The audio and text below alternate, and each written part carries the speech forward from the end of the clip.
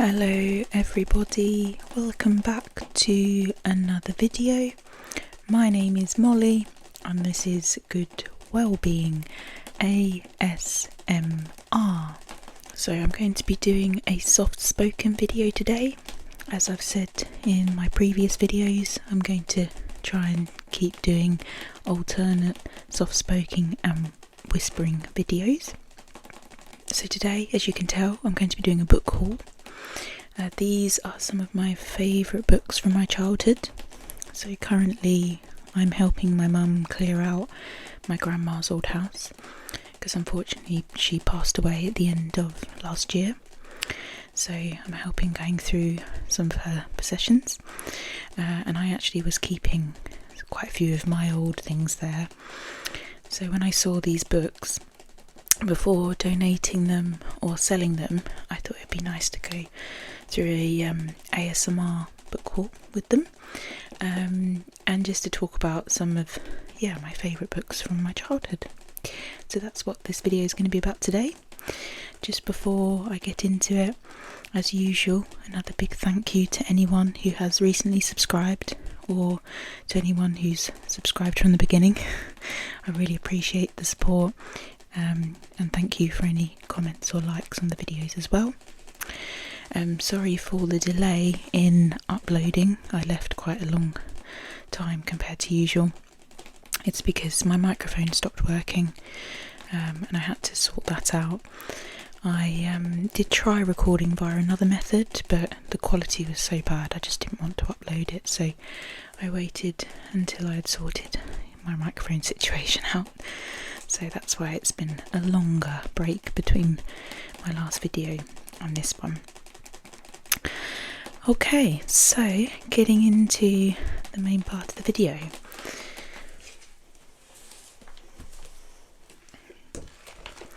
So first we have this book called Midnight for Charlie Bone by Jenny Nimmo. Hopefully I'm pronouncing the author's name right. So I'm going to be really honest, I don't remember too vividly about the plot line or the story necessarily, but I do remember liking it, and I do remember actually really enjoying this book. And I don't know which ones was written first, but I find it slightly similar to like Harry Potter in a way, just because it is about magic and it is set in a school, or I think it's called an academy in this book. I don't know if you can see from the cover, the main character, which is Charlie Bone, looks a little bit like Harry Potter without his glasses, so I feel like there are slight similarities. But also obviously it's very different to most of obviously Harry Potter. It's just the magic element. It's quite similar. So as you can see, I got this book on offer. It was 99p. And if I read the back, which unfortunately didn't say too much about the story, but it talks a little bit about the fact that this book was on a particular offer that time that I bought it. So I'll just read the back. Charlie Bone's horrible aunts have plans for him. He'll be lucky to live till Christmas. So it's quite dark for a children's book. The children booksellers at Ottica's think that Jenny Nimmo's books are fantastic, full of magical stories, extraordinary characters and page-turning plots. See, Ottica's was a bookshop that I used to go to quite a lot during my childhood, but unfortunately the one in my town, it was shut down. I think all of them have shut down now, but I might be wrong, so maybe check that. But the Ottica's bookshop that I used to go to is no longer present in the town that I went to. So I can't read in the back. In fact, we think she's so good that we don't want you to miss out on her books, and that's why we're offering you the chance to try Midnight for Charlie Bone for only 99p in this exclusive Ottica's edition. Luckily, if you like this one, there are plenty more to read. And some quotes here. Packed with the most surprising twists and adventures that will have you hooked. And another quote, a fantastic read for anyone who likes magic, mystery and intriguing characters. yeah, it's a magical book. And like I said, I don't remember the plot particularly. It was a really long time ago when I read this, but I do remember enjoying it, and I did like the characters in there. So I just read a little bit. I'll read the prologue, and then we'll do some book sounds, and then move on to the next book. So, prologue. Long, long ago, a king arrived in the north. They called him the Red King, for he wore a scarlet cloak and his shield was emblazoned with a burning sun. It was said that he came out of Africa. This king was also a marvellous magician, and each of his 10 children inherited a small part of his power. But when the king's wife died, 5 of his children turned to wickedness, and the other 5, seeking to escape the corruption that surrounded their evil siblings, left their father's castle forever. Broken-hearted, the Red King vanished into the forests that covered the kingdoms of the north. He did not go alone, however, for he was followed by his 3 faithful cats, leopards to be precise. We must never forget the cats. The manifold and fabulous powers of the Red King were passed down through his descendants, often turning up quite unexpectedly in someone who had no idea where they came from. This is what happened to Charlie Bone, and to some of the children he met behind the grim grey walls of Blaw's Academy. So yeah, Charlie's inherited the magical powers that he wasn't sure why or where they had come from. But yeah, no, it was a really good read. Particularly, I think I read it at the right age group. It was all about kind of the magical and extraordinary experiences they got up to at Blaw's Academy. So yeah, let's do some book sounds.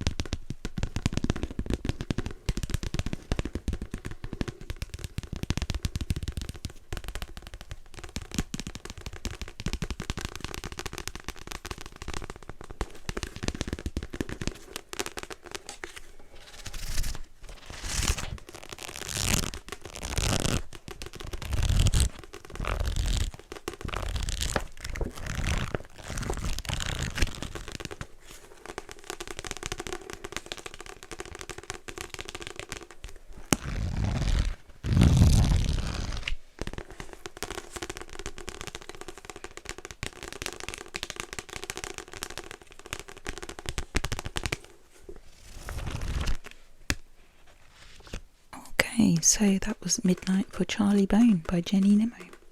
So moving on to the second book that I have with me.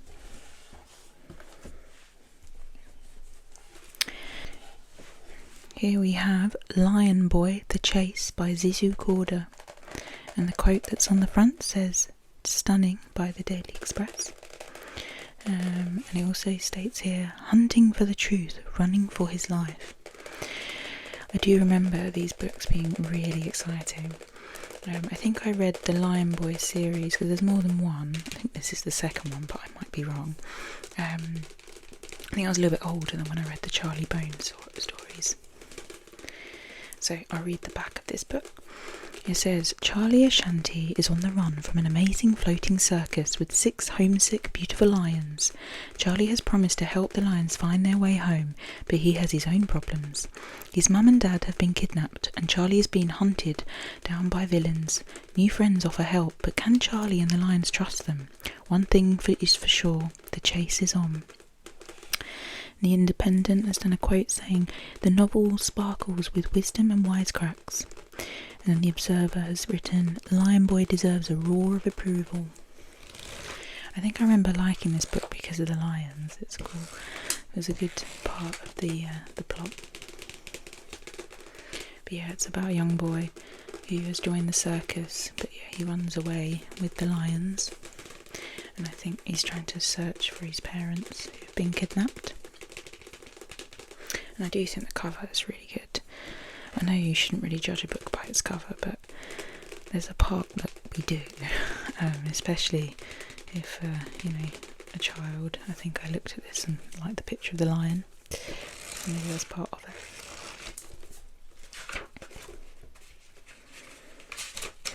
Okay, I'm going to read just a little bit of the first page. It is a curious thing for a boy to be stuck on a train in an alpine snowstorm in a bathroom with 6 homesick lions and a huge unidentified saber-toothed creature. More curious still to know that bustling around next door in his purple silk dressing gown is a friendly Bulgarian king called Boris and his security chief, name of Edward, who makes a point of knowing everything there is to know and perhaps a little more. If you were a boy whose parents, clever scientists, has been stolen by a villainous lad from your neighbourhood in London on behalf of your not so sure who, but almost certainly because they have invented a cure for asthma, you might be happy to think that these lions and this king were on your side. If you and the lions had run away from a floating circus and a nasty, mysterious lion trainer, you might take the chance to relax for a moment, knowing that neither he nor the villainous lad, who has anyway been savaged by one of the lions, could make it through the snow to get to you. So yeah, it's a very exciting read. I think this one is the second of the series. I think it might say... Yeah, here we go. Oh, okay, so yeah, maybe there's only 2 of them. So it says Lion Boy, The Chase, and then there's also Lion Boy, the first one.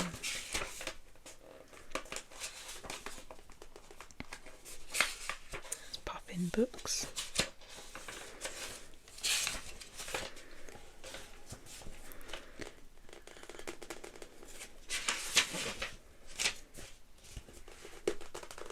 So let's do some book sounds now before we move on to the next book in my selection.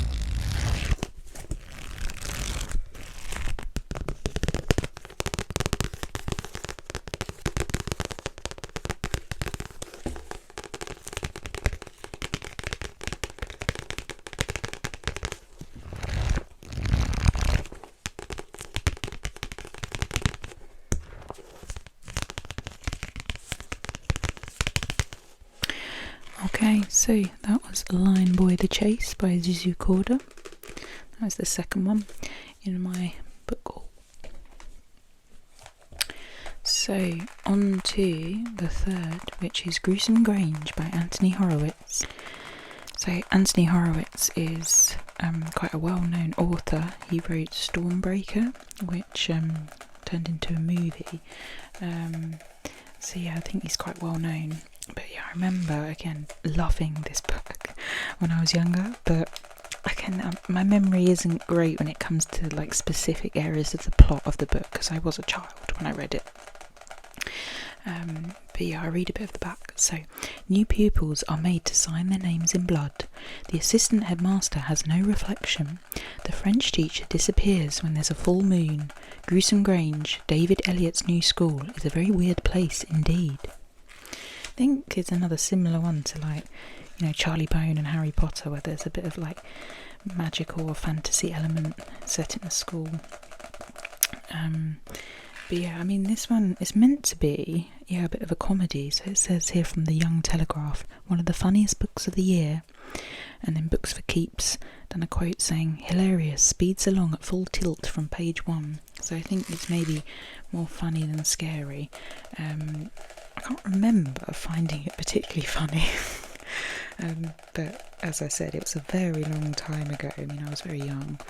I do remember being entertained, and I think I read the second one. There's, The Return to Gruesome Grange as well.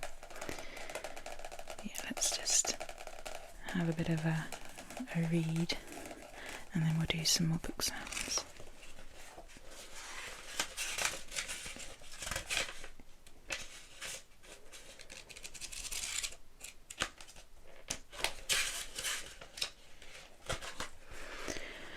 So, Gruesome Grange. What happens when, aged 8, you get sent to the grimmest, most gruesome boarding school in England? You end up writing Gruesome Grange and its sequel, Return to Gruesome Grange, previously published as The Unholy Grail. These are two of Anthony's favourite children's books, and unlike his own school days, they're full of humour and excitement. His other books include the Diamond Brothers trilogy, The Falcon's Malteser, Public Enemy No. 2, and South by Southeast, and the best-selling Alex Rider series Stormbreaker, Point Blank, Skeleton Key, and Eagle Strike. These books now sell in more than 20 countries around the world. He is also well known for his numerous television screenplays, including most recently Murder in Mind, Menace, and the Second World War detective series Foyle's War. His horror film, The Gathering, is also being released by Miramax. He is married to the television producer Jill Green and lives in North London with his children Nicholas and Cassian and their dog Plucky. So Anthony Horowitz, very successful author.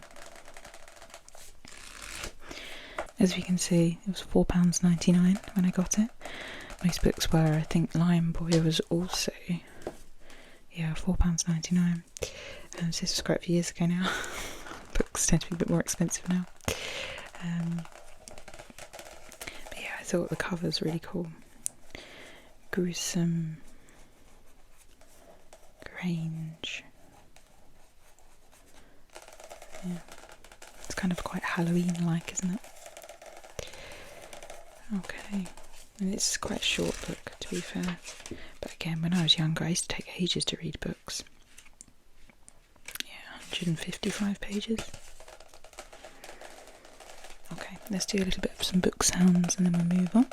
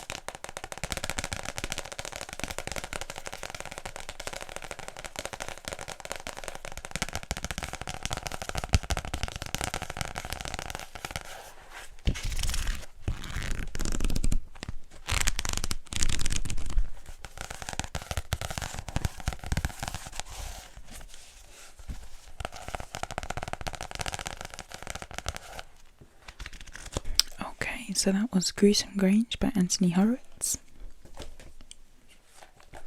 The next book we have here is called Super Fudge by Judy Blume, and it's one of the Fudge adventures. If we look on the back, we can see the other Fudge adventures. So this one's called Super Fudge. There's also Tales of a Fourth Grade Nothing, otherwise known as Sheila the Great, Double Fudge, and then Fudgemania. I think I can remember Double Fudge being my favourite. The main part of the story is Fudge is Peter, so Peter's the main character. Peter's little brother called Fudge is quite difficult to manage. So Peter Hatcher's little brother is 4 and he is as monstrous as ever. When Fudge discovers that his new baby sister can't play with him, he tries to sell her. When that doesn't work, he tries giving her away. And on his first day at school, he kicks his teacher and calls her rat face. Can his big brother help him out again? Reading that, I just think that sounds so badly behaved, but there is a nice side of him as well. And the books are quite funny when you're quite young reading them. And I think they're really, like, I like Judy Blume's style of writing. Yeah, it's just a nice, easy read. Okay, I read the first page. Chapter 1. Guess what, Peter? Life was going along okay when my mother and father dropped the news. Bam, just like that. We have something wonderful to tell you, Peter, Mum said before dinner. She was slicing carrots into the salad bowl. I grabbed one. What is it? I asked. I figured it out. Maybe my father's been made president of the company, or maybe my teacher had phoned saying that even though I didn't get the best grades in the 5th grade, I'm definitely the smartest kid in the class. We're going to have a baby, Mum said. We're going to what? I asked, starting to choke. Dad had to whack me on the back. Tiny pieces of chewed up carrot flew out of my mouth and hit the kitchen counter. Mum wiped them up with a sponge. Have a baby, Dad said. You mean you're pregnant? I asked Mum. That's right, she told me, patting her middle. Almost 4 months. So yeah, it's about how Peter and Fudge have a little sister coming to join the family. And I don't think Fudge takes it very well. But yeah, it's filled with sort of mischief that Fudge gets up to in the book. And I think Peter, his older brother, has to try and sort of help get him out of trouble. But yeah, no, I did really enjoy the Fudge adventures.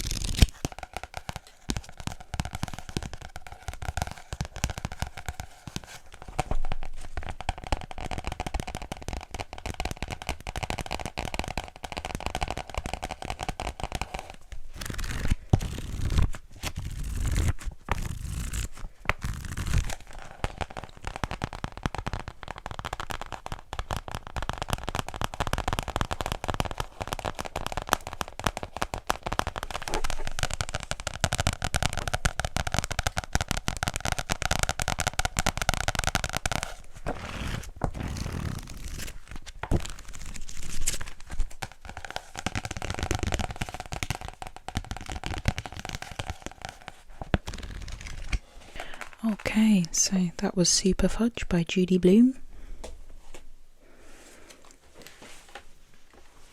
So we're on to the penultimate one now, and this is called Cool by Michael Morpurgo. I have to stop saying the word cool. I think it's probably been noticed in some of my ASMR videos. I think it's my age group, but I do say the word, oh yeah, that's cool, quite a lot. Turns out people don't say it anymore. Okay, so I'm going to be honest, Michael Morpurgo would be my all-time favourite author from my childhood. I've read so many of his books, so this one obviously is called Cool, but he's also written Private Peaceful that I loved reading. It's very sad though. Kensuke's Kingdom, Friend or Foe. There's just so many that I absolutely loved. So yeah, I was a massive fan of Michael Morpurgo. So I think if anyone watching this has like children or nieces or nephews or grandchildren, or brothers or sisters, or even yourself, like I would just really advocate trying some of his books. I just remember reading loads of his books and loving them. And I'm not like a massive reader. I did used to read more when I was a child. I kind of stick to a lot of non-fiction books now, but when I was younger I did read fiction, and Michael Morpurgo was like a go-to author for me. Okay, let's have a read at the back of this one. Sometimes I tell myself that maybe I'm in the middle of a bad dream. I'm locked inside my head and I can't get out. Robbie lies in a coma after a terrible car accident involving his dog, Lucky. He can hear, but he can't move or speak. He can't tell his family that he loves them, that he's going to be okay. Everyone comes to visit Robbie, desperate to reach him, even the famous Chelsea footballer Zola. But Robbie is on the brink of death and nothing is working. Will they ever be able to bring him back?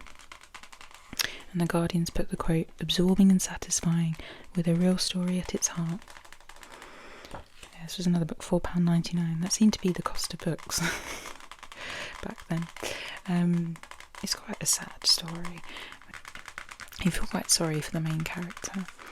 But yeah, so he's lying in a coma and he can hear things, but he obviously can't react to them. So yeah, we'll read just a little bit of the start.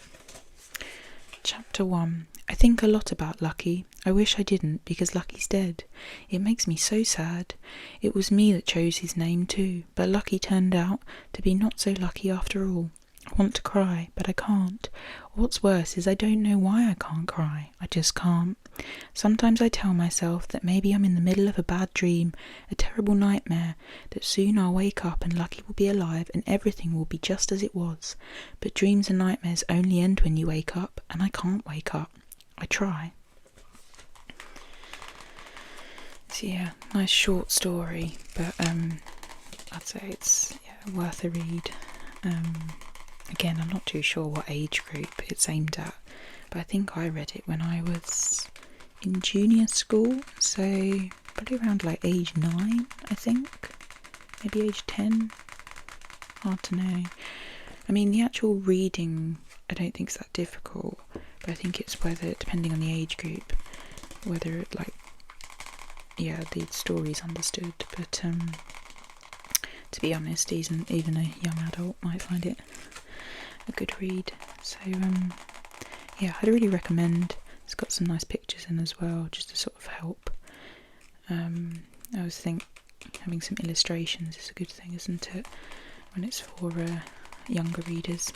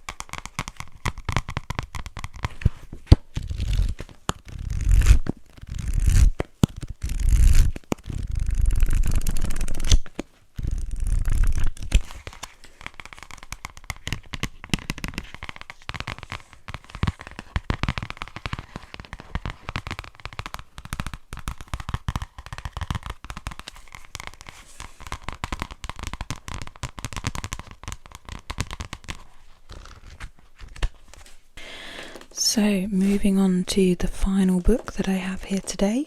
This is Molly Moon Stops the World, and it's the second book. There is the first book, which is just called Molly Moon's Incredible Book of Hypnotism, and I read that one as well.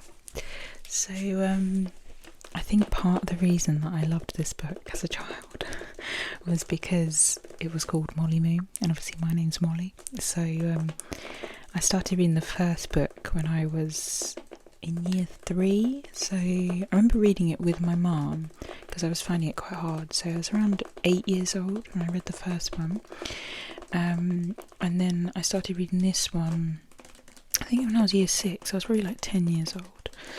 Obviously I read like books in between them, but I was a big fan of the Molly Moon books, and I still remember Molly's pug here, and her best friend Rocky, and yeah, I mean, I was a big fan. I did really like these books, but I think because they were quite large, it did take me a long time. I was a good reader but a slow reader. But yeah, let's have a read.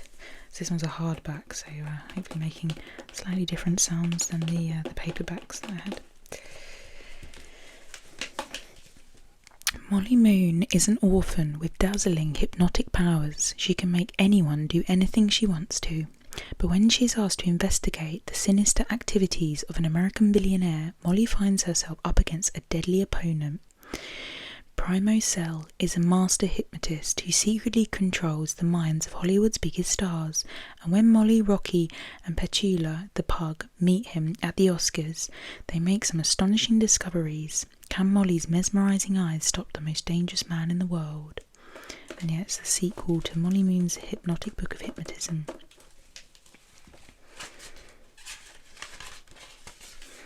So I'll just read a bit of chapter 1. Davina Nuttall sat in the back of her chauffeur-driven limousine reading about herself in a celebrity magazine.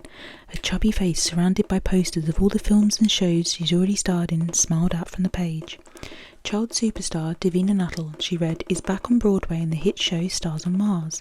After surprise newcomer Molly Moon quit the part and left New York, Miss Nuttall was the obvious choice for the lead. Davina fumed. She was sick of Molly Moon's name being mentioned in the same sentence as hers.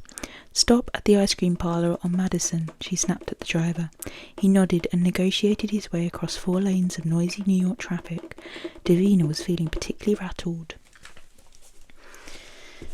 So yeah, not that that first page gave anything away particularly, but no, it's a really good story, and I found it very exciting when I was younger, because obviously Molly has the powers of hypnotism, so it's one of those kind of like superpower books. But yeah, no, I was a big fan. I really loved it. Loved the characters, and it'll probably be known for me as one of my favourites books in my childhood. Okay, let's just do some book sounds and then we'll summarise the books that we've looked through today.